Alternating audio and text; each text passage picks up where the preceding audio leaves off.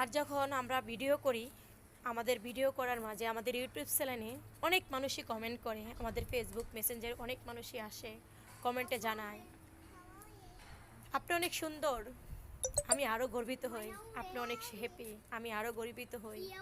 এমন যারা যারা ভিডিও করে তারাই জানে যে ভিডিওর মাঝে কত না ভালো কমেন্ট আছে, কত খারাপ কমেন্ট আছে।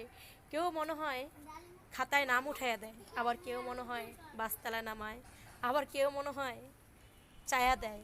কিন্তু যখন চায়া যখন দেয় তখনই মনে করি ছেলেটা না কত ভালো। আর যখন একটা মেয়ে ছেলে যখন নাম উঠাইয়া দেয়, নামটা আমি কী নামটা উঠাই দেয় সেটা অবশ্যই বুঝতে পারছেন, সেটা ক্লিয়ার করে বলবো না, বলবো একটা কথাই, যে ছেলেটা যখন আপনাকে অনেক উপর উঠাবে সে একদিন কিন্তু ঠাস করে মাথার থেকে নিচে নামায় দিবে।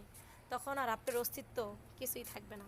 তখন আপনি না পারবেন বাঁচতে, না পারবেন মৃত্যু করতে, কারণ সে আপনাকে নামাইতেই পারছে, অনেক উপরে উঠাইতেও পারছে, কিন্তু এমন জায়গায় আপনাকে নামাইছে আপনি থোপড়ে পড়ে গেছেন।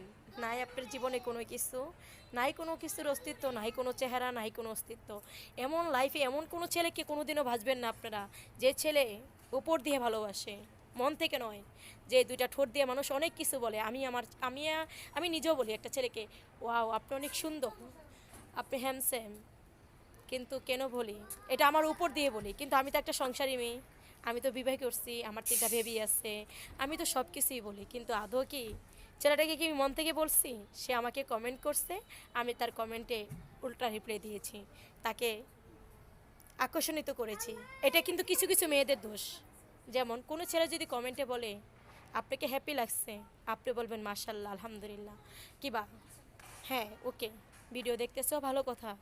তখন আপনাকে বলে, যখন আপনাকে মেসেজ করে তখন